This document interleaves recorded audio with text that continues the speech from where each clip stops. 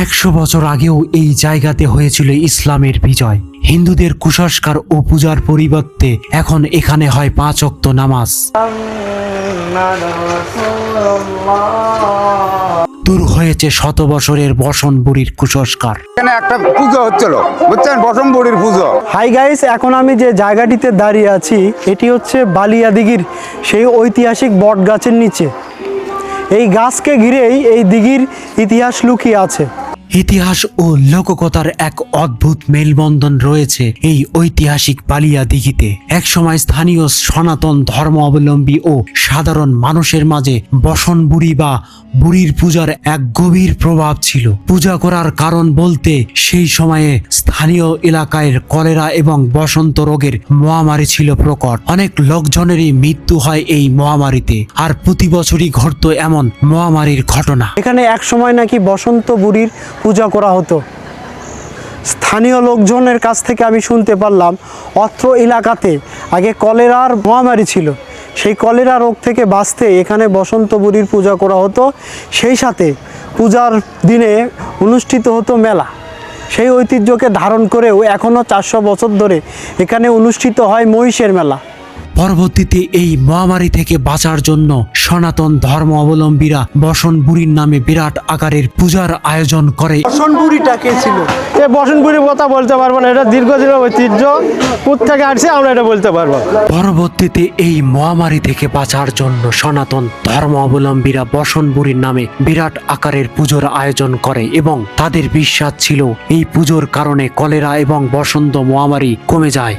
পরবর্তীতে 110 বছর ধরে এই পূজা করা হতো এই কলেরা রোগ থেকে বাঁচার জন্য। তাদের বিশ্বাস এই বসন বুড়ি রোগ মুক্তির দেবী, তাকে খুশি করলেই বসন্ত ও কলেরা থেকে মুক্তি পাওয়া যায়। গাইস, আমার বাম পাশে যে মাদ্রাসাটা দেখতে পাচ্ছেন, এই মাদ্রাসা প্রতিষ্ঠিত হওয়ার পরে অত্র এলাকায় যে পূজা হতো প্রতি বৎসরে, সেটা এখন বিতর্কের মুখে পড়েছে।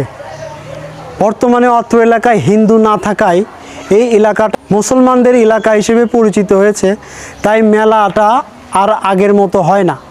পরবর্তীতে 100 বছর পর এইসব কুসংস্কার ও লোককথার বিরুদ্ধে ইসলামের জয় হয়। এই জায়গাতে স্থাপন করা হয় মাদ্রাসা মসজিদ। আজানের ধ্বনিতে মুখরিত হয় স্থানটি। তারপর আর পূজা হয় না এই ঐতিহাসিক স্থানটিতে। হওয়ার পর থেকে ওইগুলো নাই, উঠে গেছে।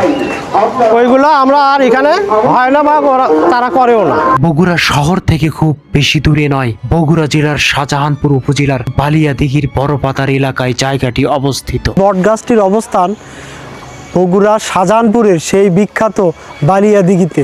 বিশাল এক সবুজ শান্ত পরিবেশের মাঝে দাঁড়িয়ে আছে এখনো শত বছরের এক প্রাচীন বট বৃক্ষ। আরো আছে ঐতিহাসিক দিঘি, যার বিশেষ বৈশিষ্ট্য হচ্ছে এই দিঘির পানি কখনো শুকিয়ে যায় না। তো গাইস, আমি এখন যে দিঘির পাড়ে বসে আছি এটাই সেই ঐতিহাসিক বালিয়া দিঘি। এখানে কথিত আছে যে এই দিঘির পানি কখনো শুকায় না। এই দিঘিকে কেন্দ্র করেই গড়ে উঠেছে এখানে 400 বছরের ইতিহাস। ঐতিহ্যের ধারক হিসেবে আরো আছে ব্রিটিশ আমলের সেচ প্রকল্পের নিদর্শন। এই প্রকল্পের মাধ্যমে অত্র এলাকায় পানি সেচ করে চাষাবাদ করত স্থানীয় কৃষকরা। এই বসন বুড়ির পুজোকে কেন্দ্র করে এখানে বসতো বসন বুড়ির মেলা। যে মেলার প্রধান আকর্ষণ ছিল মহিষের মাংস ও কালাইয়ের বন্দিয়া। প্রতি বৎসরের শ্রাবণ মাসের প্রথম রবিবার এই মেলা অনুষ্ঠিত হলে প্রায় 100 থেকে 150 মহিষ জবাই হয় এই মেলাতে। একদিন যাবত হতো প্রায় 200 বছর ধরে এখানে 130টা পর্যন্ত মোট জবাই হতো। আমার বাসা এখানে, আমি ছোট থেকে এই মেলা দেখে আসছি। বগুড়া শহরে মাছের মেলা অনুষ্ঠিত হলেও মহিষের মেলা এটাই প্রথম এবং এটাই শেষ। মেলা আমার জন্মের আগে থেকে, আমার জন্ম থেকেই এটা দেখি এখানে বসন বুড়ির মেলা হয়ে থাকে। এখন আগের মতো তো মানে ঐতিহ্য নাই, তারপরেও মানে অনেক আছে। আশেপাশে অন্য কোনো মেলা না থাকায় এই মেলাটা অনেক ভালো চলে। শুধু মহিষ জবাই হয় কেন জানো ভাইয়া? এই মেলায় মহিষ জবাই হচ্ছে অনেক আগে থেকে। এই বেলা দিকে হচ্ছে এটা ছিল না, এখানে এই চোরাতে অনেক মহিষ চোরাতো। তো পরবর্তীতে একটা মহিষ এখানে জঙ্গল ছিল, এখানে ভিতরে গেছিল। যাওয়ার পরে ভিতর থেকে যখন বেরোছে তার মুখে পানি ছিল। তো সকালে এলাকার লোক ভাবছিল যে ভিতরে কোনো হচ্ছে পুকুর টুকুর থাকতে পারে। তো পরবর্তীতে হচ্ছে যে যায় দেখে যে হ্যাঁ ভিতরে পুকুর ছিল। তো আস্তে আস্তে এখানে হচ্ছে ঐতিহাসিক হিসেবে হচ্ছে বালিদিঘি হচ্ছে এলাকার হয়েছে। এই কারণে তারপরে থেকে মেলায় হচ্ছে এলাকার, যেহেতু এখানেই মহিষ পালা হইতেছিল, তারপর থেকে মহিষ জব হয়, রানিং এখনও মহিষ জব হয় মেলা। এখানে কালার বন্ধে এই মেলার হচ্ছে সবচেয়ে ঐতিহ্যবাহী এই কালার বন্ধা আর মহিষের মাংস। এখানে বড় বড় মিষ্টি পাওয়া যায়, মাছ মিষ্টি, এক একটা মিষ্টি 1-1.5 টাকা পর্যন্ত বিক্রি হয়।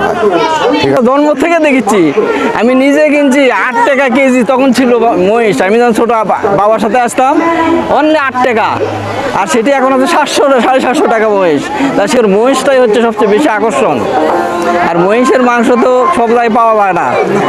আমরা এলাকার মানুষ, আমি বিশেষ করে গরুর মাংস আমার খুব একটা খাওয়া না, তার জন্য এই ইয়ের থেকে মহিষ 5-7-10 কেজি মহিষ কিনে রাখি, যাতে বেশ কিছুদিন ধরে খাওয়া যায়। এই মহিষের জন্য এটা বেশি ঐতিহ্য। আর তার পাশাপাশি কালাইয়ের, খাঁটি কালাইয়ের বন্ধে, এটাও মনে করি সবসময় সব এলাকায় পাওয়া যায় না, এখানে যেটা পাওয়া যায়। এমনি হাফিজি মাদ্রাসা হওয়ার কারণে মানুষ মানে হিন্দুদের মেলা আবার মুসলমানদের এই জন্য একটু দ্বিধাবোধ করে। তারপরেও মানুষের যেহেতু জন্ম থেকে অভ্যাস, যার জন্য এটা আর ছাড়তে পারছে না। সময়ের সাথে এই পুজোর ধরন কিছুটা ফিকে হয়ে গেছে।